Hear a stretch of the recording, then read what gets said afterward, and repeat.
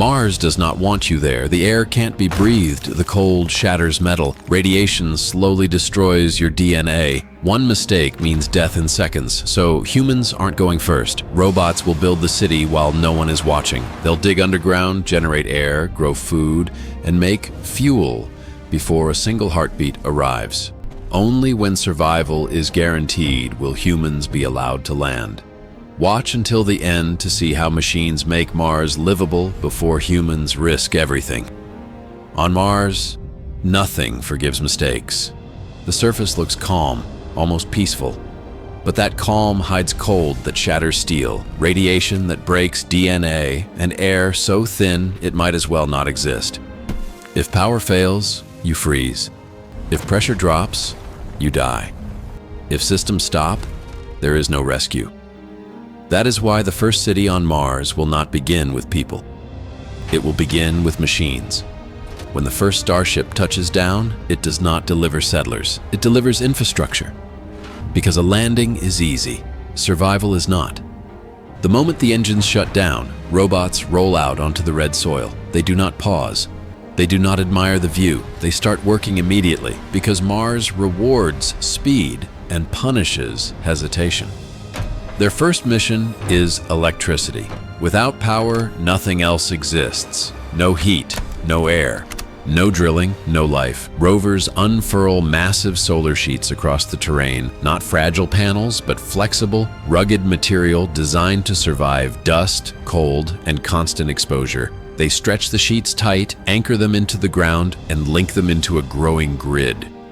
From above, the site begins to darken. A black scar spreading across the planet. A power station built by machines that never sleep.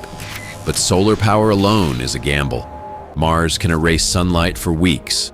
Global dust storms turn the sky into a dim orange ceiling. Panels still exist, but the energy vanishes. So the second layer arrives.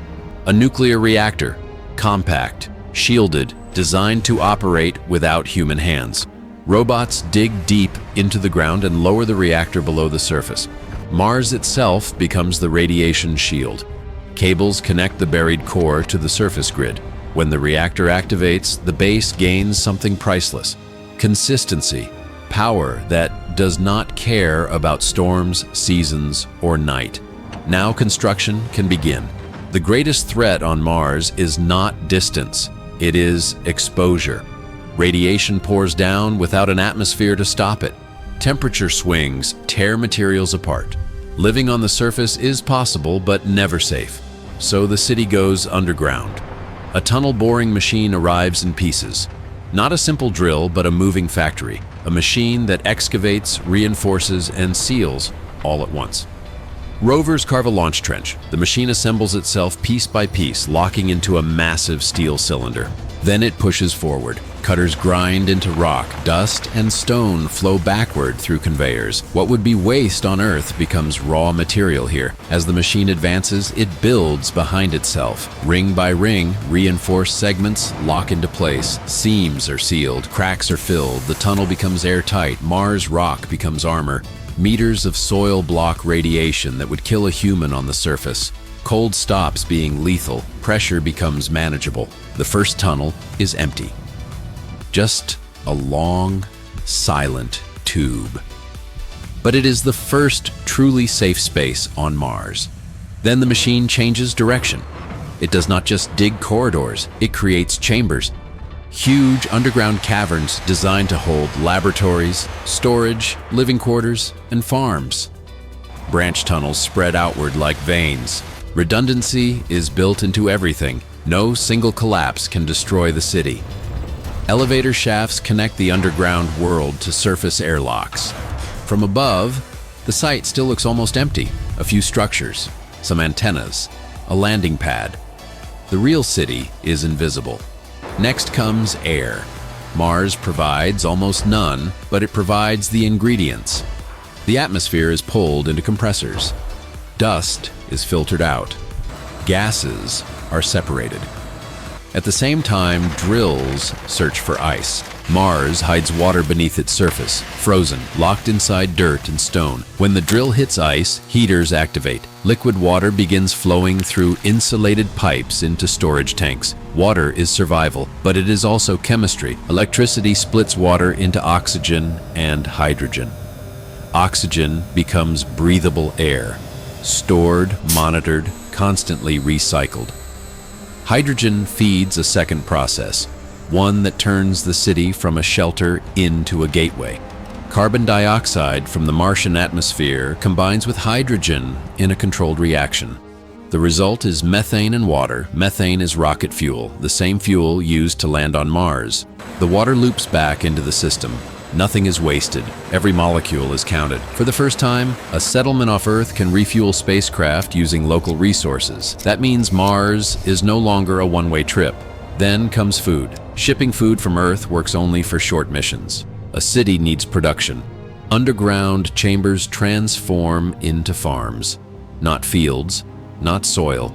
Hydroponic systems stack crops vertically under artificial light. LEDs mimic sunlight without radiation. Water circulates through roots. Nutrients are precisely controlled. Plants grow fast, greens, protein-rich crops, calories measured, optimized, rationed. The farms close another loop. Plants consume carbon dioxide and release oxygen. They regulate humidity. They stabilize the environment. Nitrogen is captured from trace atmospheric gases, processed into fertilizer. The city begins manufacturing its own ecosystem. Machines install air ducts, circulation fans, and filtration systems. CO2 scrubbers run continuously. Sensors watch everything. Pressure, oxygen, contaminants, nothing is assumed. Everything is measured. The city becomes a machine that keeps itself alive. Months pass, tunnels multiply, chambers fill with equipment, storage vaults hold spare parts, redundancy stacks on redundancy. The reactor hums underground. Solar arrays feed the grid when the sky is clear. Batteries buffer every fluctuation. Then one quiet moment changes everything. Lights switch on across the underground network. Corridors glow, workspaces illuminate. A buried city takes its first breath. Only then does the mission change. Back on Earth, the next ship prepares to launch. This one carries people, not builders, occupants. The journey is long, months in a confined spacecraft. Every kilometer increases the distance from rescue, but the destination is no longer empty. When the ship lands, the choreography is precise. Engines fire, dust erupts, the vehicle settles onto its legs. The ramp opens. Humans step onto Mars, knowing something no one before them has known. There is shelter waiting. They move to an airlock. The outer door seals, pressure rises, indicators shift. The inner door opens. They enter a tunnel that feels almost normal. Solid walls, engineered air, the low hum of machinery. Elevators carry them deeper. Past farms glowing green. Past labs and storage bays. Past living modules built into stone. Above them is a dead planet. Below them is a functioning city.